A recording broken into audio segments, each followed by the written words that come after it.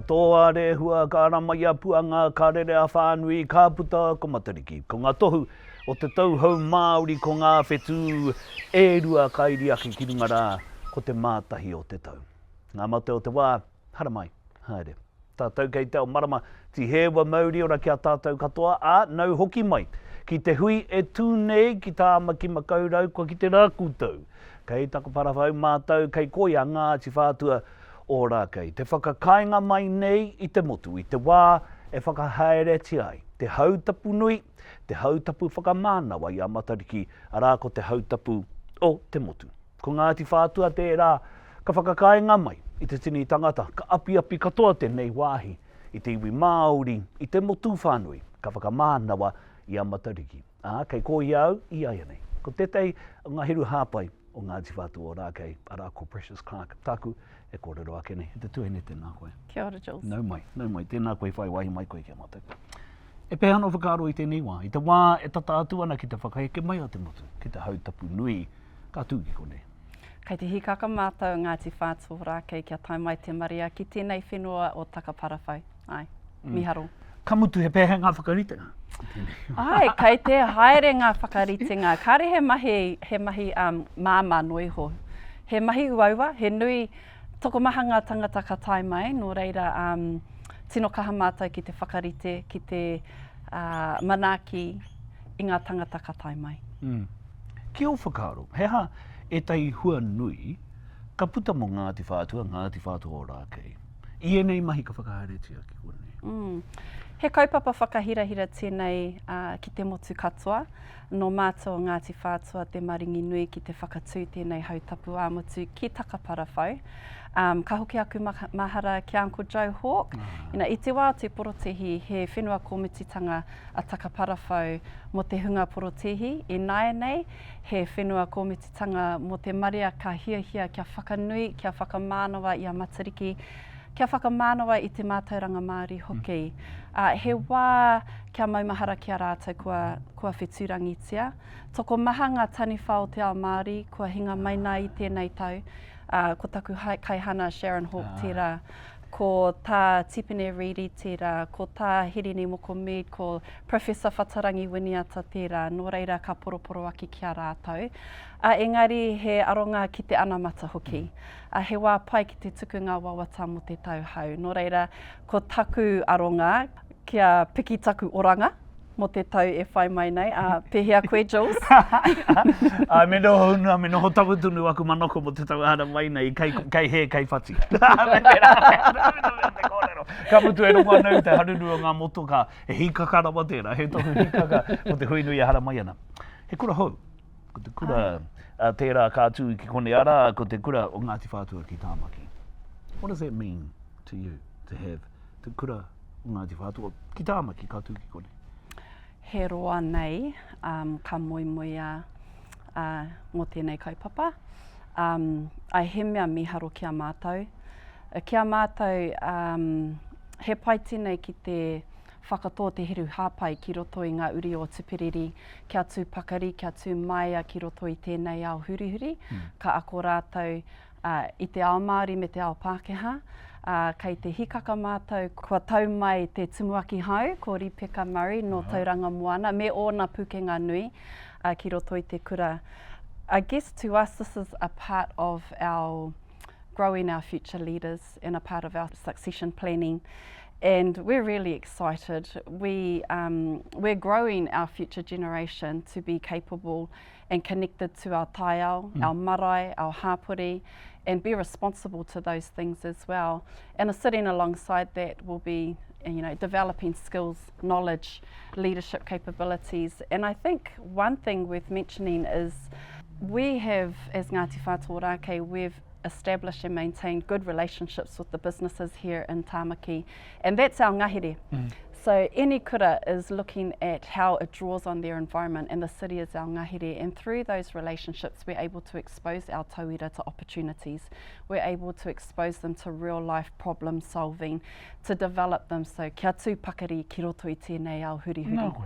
And it's not just for our uri either. You know, with Tāmaki having the largest Māori population, it's open to uri who are not from Ngāti Whātua too, with the intent of growing them as strong people as well.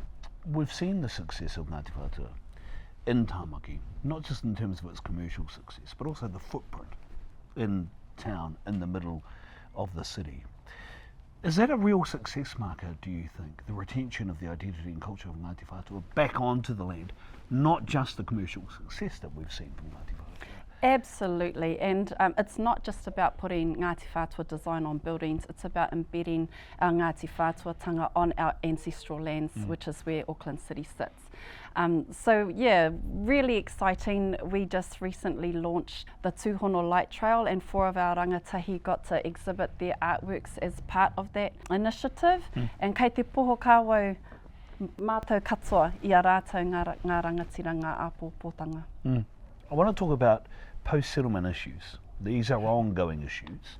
They're issues actually that unfortunately come by dictate of the Crown and the process that the Crown undertakes. But how would you describe the state of post-settlement entities and post-settlement iwi governance and the issues that iwi continue to deal with now when we talk about places like Ngāti Whātua in the middle of Tāmaki Makaurau? How would you describe that situation?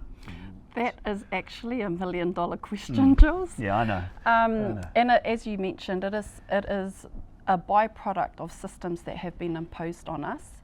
I guess for us, when we're thinking about overlapping claims here in Tāmaki, we are the ahika of Auckland City, of Auckland CBD, but we take a principled approach across the lands, Te Kahu Tōpuni o Tupiriri. We only engage in matters across our lands. We don't engage in matters outside of that through the likes of resource consenting processes. And through that, we're hoping to role model what good tangata whenua look like. And we respect the ahikara of our neighbours, and we ask that they respect ours as well. I sense there is a growing respect. Is that right, or are we still on the pathway, do you think, of the understanding and the mutual understanding of respect between each other? And is that, do you think, a journey that the Crown needs to take a much greater leap on in the journey it is undertaking at the moment? Well, without a doubt, you know, we took a legal case that had us go to the Supreme Court and back to the High Court, and the judgment there acknowledged that we are the tangata whenua in Tāmaki Makaurau in accordance with our tikanga, and our tikanga respects ahika. So without a doubt, the Crown is expected to respect our tikanga and the concept of ahika when making decisions about land transfer. E mihi ana, te tueni e ni kōrero, he pātai whakamutu. E te tino anau ki te horanga o te whenua. Ki te marae, ki ngā tāngata. Ka nui a roto. Ne? I te mea manako hiana tēnei ara. E tahi atu iwi o te motu. He pēho whakaro ki tērā. Ko noho mai, Ngāti Whātua hei whakatawiratanga ki te ao Māori e nei rānei. Ko te tūmanako ai. No mātou tēnei whenua, he whenua tāuri kura kia mātou. Ka noho mātou i konei, mo ake. Precious heart, tēnā koe. Tēnā koe i whai wahi mai koe ki a mātou. Tēnā koe e tuku mai nei a mātou ki a mahi a mātou mai ki konei, i tēnei rānei. Ka nui te mea. Nau mai. Kia ora mai rā. Precious Clark tērā, e huru hāpai o Ngāti Whātua. E te iwi ke ita tunu mai. Ko tētai o ngā kai hāpai, ngā mahi a te kahui kahika tērā te haere mai nei, me te whakakōrero i ngā whakaritenga, o ngā karakia whakamānawa, i a Matariki tērā te hara mai nei. E te iwi ke mau tunu mai rā.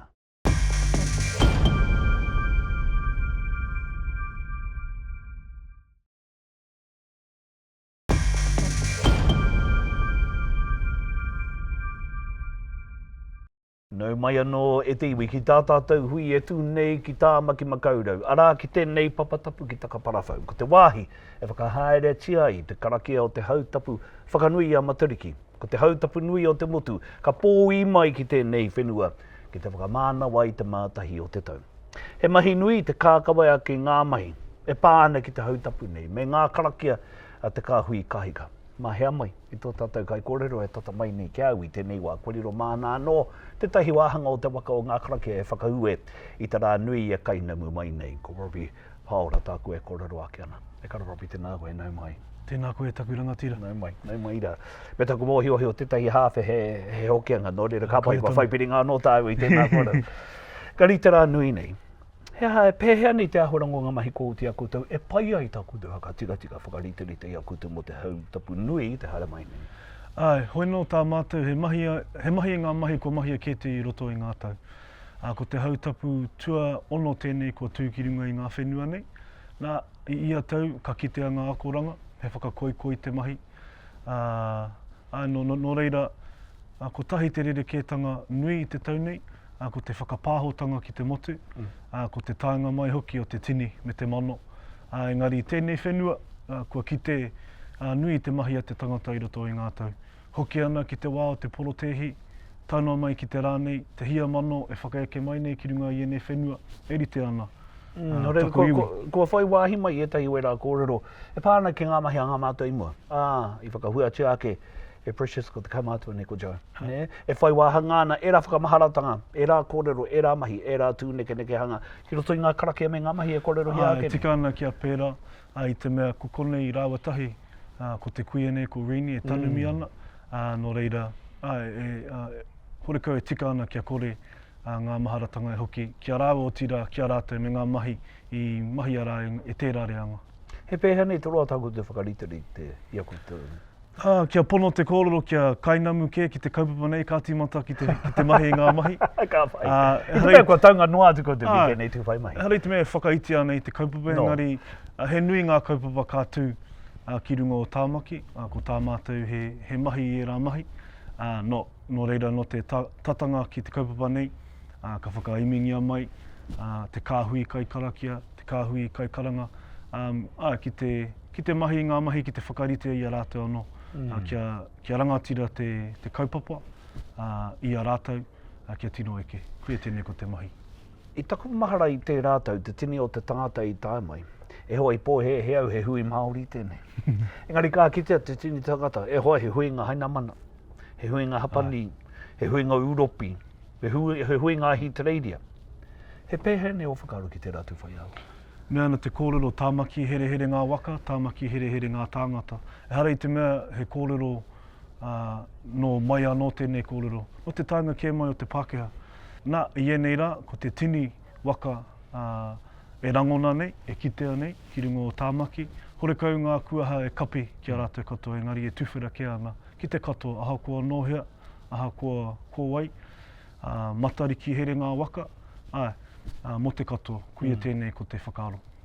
Me taku mahara i tā mai tetahi o ngā taura o ngā ihura ne o te waka o mātātua e kōrero anau mo ahorangi mātāmua. I tā mai ia ki tetahi hui i tūki kona i roto i ngā rā, i roto i ngā wiki tata kua pahure. Hea ngā kōrero i o te ake. I koi akoutou, me te tohunga nei, me te rua nuku nei harangi. I te mea e āhua tauhau tonu ana tōku iwi ki ngā kōrero hohonu mō Matariki. Ko tāna he toro mai ki te kōrero i era kōrero kia tino mārama pūaho mātou a Ngāti Whātua ki ngā kōrero, ki ngā kōiriiri mo te kāhui whetū nei. Aotearoa, harei te mea ko Matariki nahe i kōrero hia.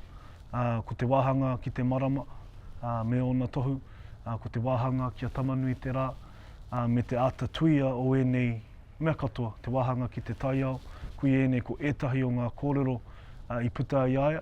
Engari he rite tonu tana toro mai, i roto i ngā marama tata nei, kia patu atu ki aia, māma noho tana whakautu, ka tā mai ki te noho tahi, ki te kōrero, ki te wānanga, no mātou te whiwhinui. Ka wai, ka mutu i taku mahara i te wāhi whakahaere tia i enei momo taku ne tanga o te hautapu ki konei ki Takaparawhau. E hara i te mea ko Ngāti Whātua nahe tērā ke roto i te kāhui karakia nei. Kua toro atu te ringa ki o koutou hoa, ki o koutou torotonga, i roto i te whare ōpuhi, i roto i te hiku ki te tai tokerau. Ka pērā anō i tēnei tau, mehe mea pērā puana, nā te ahi pērā ai. I te mea, ko te ingoa tō mātou kāhui, ko te matatu ahu, ko te kura taiaho kapea, tō mātou ruanuku, tō mātou tohunga. E ai ki a mātou, e noho tahi ana mātou o Ngāti Whātua, ngā puhi, me muri whenua ki raro i tētahi momo tāhuhu, e āhua rite ana, ngā whakaaro, te wāhanga kia whakatau pōtiki. Kuia tēnei ko te tūpuna o te whare makatea nei. Noira, ko tētahi haurua o te kāhui nei, he ngā puhi he muri whenua. Ko tētahi atu hawhe, ko mātou ko Ngāti Whātua, me ngā mana o roto, ko ngā hapu o roto. Nō reira, i tēnei horopaki, horekau, harei te mea he wehetanga. Ko tā te kaikara kia mahi, he tuku i ngā wawata o te iwi ki te kaupapa. Nō reira, ka piri mai etahi o rātou, ki te kāhui kaikara kia nei, ki te mahi i ngā mahi tuku iho. Kore ka hore kua rongo koe ngā mihi a te motu kia Ngāti Whātua. Mōna i whakapakari ake ia anō. Āreo nei, ātikanga nei, āhurea nei, āmahirua nuku nei e rā tūwhai āhuaranga katoa. I ngā wā e pērā i te maringi o te kupu whakamihi atu ki a koutou, ka pē hou whakao? E patai pai tēnā. Ka whakamāi o nawa. Ne? I te mea, e mohi ona, kua whanake tōku iwi. Engari, he mōhio hoki, he nui tonu te mahi kei mua i te oro. Nō reira, he whakaiti, he noho whakaiti, hakoa pia te pōhehe, e hoihoi ana, a Ngāti Whātua, he mea nui kia noho whakaiti tonu, te noho tūturu hoki ki runga i o mātou ake whenua. Hea ngā mahi e kōrero nā koe, ngā mahi e tika ke ake ana, kia tākina, kia kawe ake puritia, kia mahi anō hoki e Ngāti Whātua, hea ngā mahi e kōrero? Ko ngā mahi o Iara, ko te manaki i te tini me te miriona ki runga i ēnei whenua, te tini kaupapa e karangahia nei mātou. Engari, i taua wātonu ko ngā mahi o te kāinga, ko ngā tangihana, ko ngā kaupapa reo, ko te kura, ko wātātou Tāmaki, kia tino eke, ngā mahi katoa, ngā mahi o te kāinga tonu, me ngā mahi manaki i te tini manuhiri ki runga i ēnei whenua. Robbie, tēnā koe manaki mai nei a mātou. E whai wai hei mātou kia koe, ki ngā whakaritenga e kōrero hi ake nei, me taku mōhiohio. E kore ka hore ka tino mihi anō, Ngāti Whātua, i ngā maika whakaharetia ki te hautapu nui e kainui mai. Nō re Robbie, tēnā koe. Tēnā koe. E ora mai nā ko Robbie Pāora tērā, tētai i hāpai ana i ngā mahi a te kahui kaika. Rā ki te hautapu nui atu mutu ka pai mai, ki Takaparawhau, tai hoa ake nei. E te iwi kia mau tonu mai, he waiata te haere ake nei, me te korokoro o tui, kai waiata rongonui. Tērā haere ake ana i tā tātou hui, tai hoa ake nei.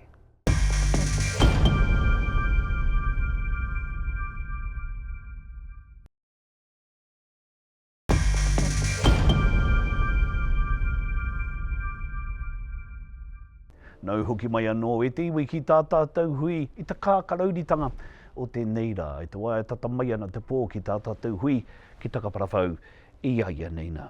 As Aotearoa gears up to celebrate Te Mātahi o Te Tau, the Māori New Year, Tāmaki Makaurau will be serving up a celebration. It's not just the hautapu that will happen here on July the 10th, but on the night of the 10th, there's a massive concert happening in Tāmaki Makaurau itself. It's called Ngā Reo o Te Rangi, the voices of the stars, and includes some of our most famous kaiwaiata, including Stan Walker, Matariki, Troy Kingi, and even a bit of kapahaka from Te Rōpū Manutaki. Our reporter Robbie Pāora caught up with musician Troy Kingi to talk about how Matariki and music collaborate and celebrate, as well as sit side by side, grounded in memory, loss, and new beginnings. Music and the Māori New Year come together in a time of reflection and remembrance. We sat beneath the stars, and now it's much too late. But singer-storyteller Troy Kingi is still learning about what our newest national holiday is all about. It's much too late.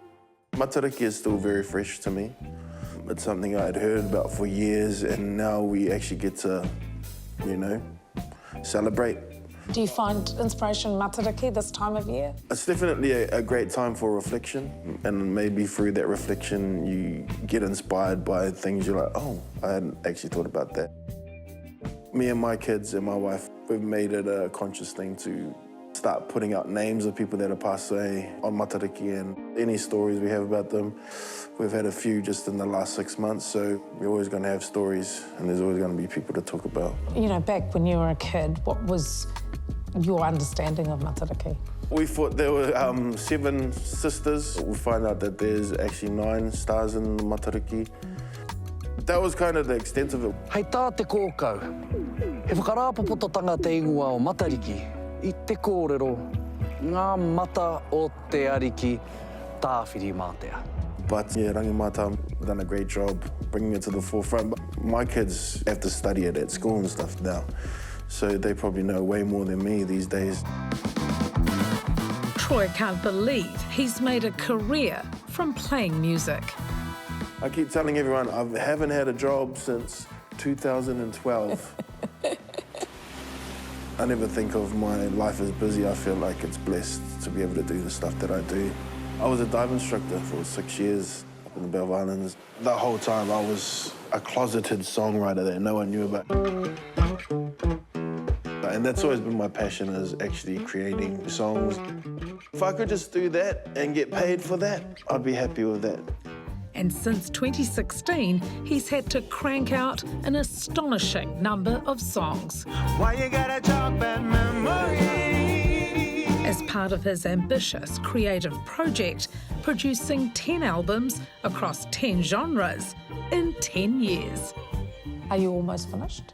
Well, we're supposed to already be finished. Our year's actually already lapsed. Right. So Right. we need to finish this last one. So I'm currently trying to finish writing this last one, and in August we head over to Abbey Road to record this last one. And it'll be quite a quick turnaround to get it out by the end of the year, but I don't want it to be the 10-10-11 project, so we just got to do it. We got to do what we got to do. The renowned Abbey Road Studios in London was made famous by the Beatles, who recorded most of their albums there. How the heck does a former dive instructor from the Bay of Islands end up recording an album at Abbey Road? It's amazing. I have to pat my mate Matt Smith on the back for that one, similar to us going over to the desert a couple of years ago. That was his doing. You know, I have these crazy ideas or, you know, things that I never think are going to happen, and then this guy's like, guess what? We're going to do this. I'm like, oh, really? But yeah, Abbey Road, you know, it's one of those iconic places. I've never been to the UK, so really looking forward to it, but really hoping that I can do this last one justice as well. And do you think you're going for that massive impact being the final album? I am. It's a big orchestral album, so we are going for the big sound. The problem has been this. so that's also adding to the stress, but hey, that's life. We try to figure it out. I think I actually said before this interview, I'm picking orchestral. Yeah, I just feel like it's a classy way to go out. You know, maybe wear a suit on stage with an orchestra when we're touring this and walking around with a glass of scotch. I don't know. Who got ties to the most high? Right from the original Ethiopia.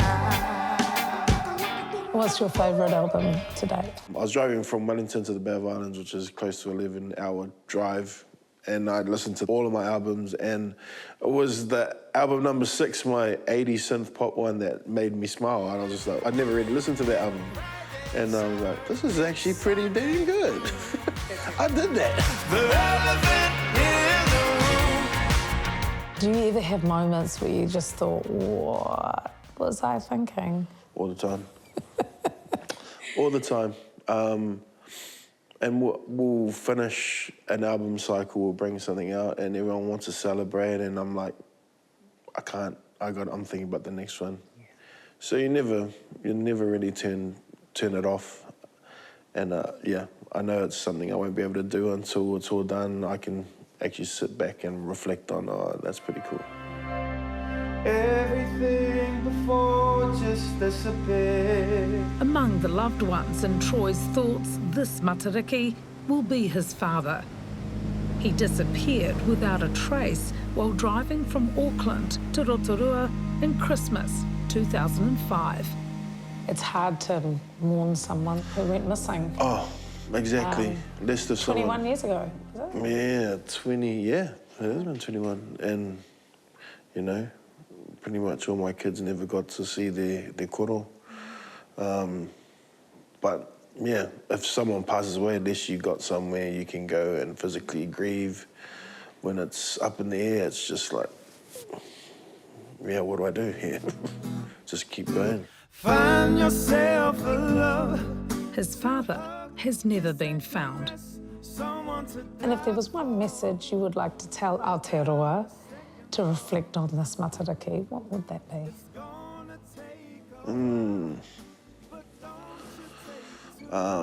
If you still got your nan, you still got your koro, go spend some time with them, you know.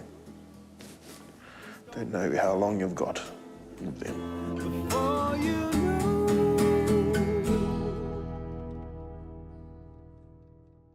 Troy Kingi, te mene, a kāti ake e te iwi koe iri ake, te ke te kōrero, te ke te wānanga, te ke te karakia, te ke te waiata nohoki, a tātātou hui ki te pātū o te whare i aia nei nā.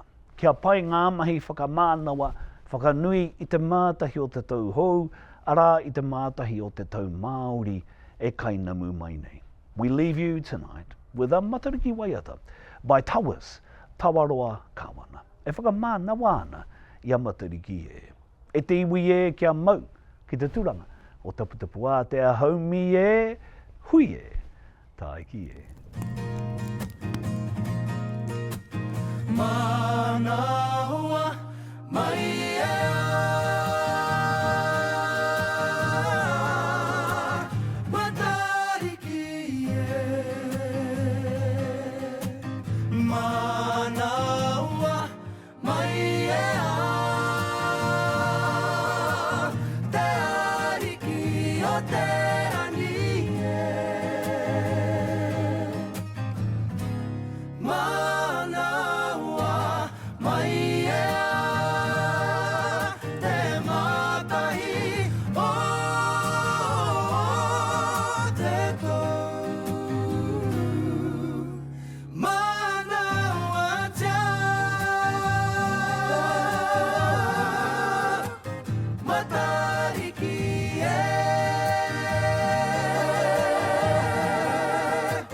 Matariki e Matariki e Manaua mai ea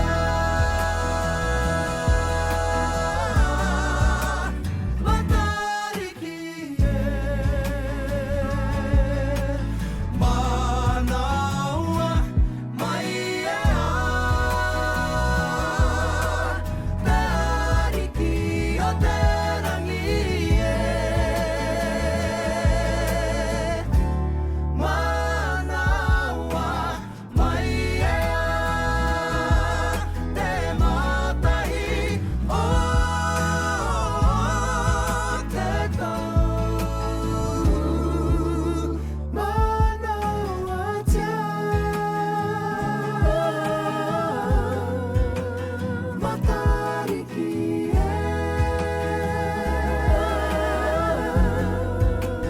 Matariki e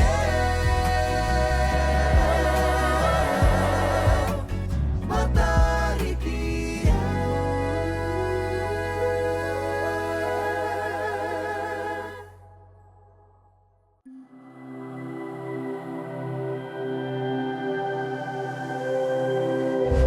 Ko te reo, te take. Nā te puna whakatongarewa, te hui i tautoko.